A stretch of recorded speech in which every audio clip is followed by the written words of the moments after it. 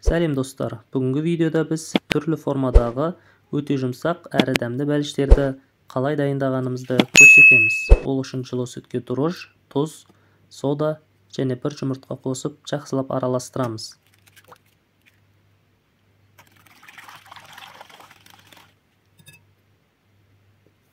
Үстіне 2 шай қасық шекер және сары май қосамыз.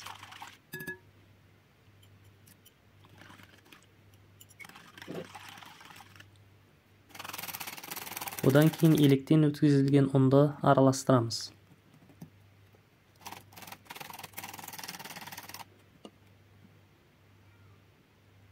Әдеттегідей жұмсақ қамыр илеп, бетін жауып 2 сағатқа қойып қоямыз. Сол аралықта сағат сайын 2 рет қайырып отырамыз.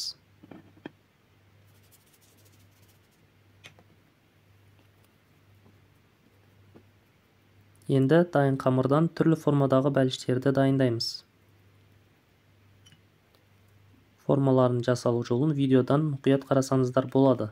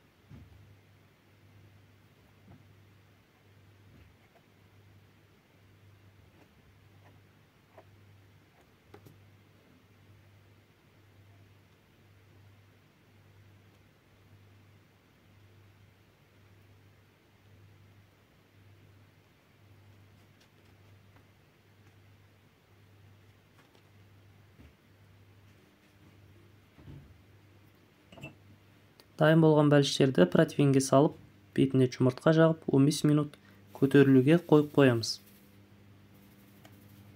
Одан кейін пешке 180 градуста 20 минутқа қойып пісіріп аламыз.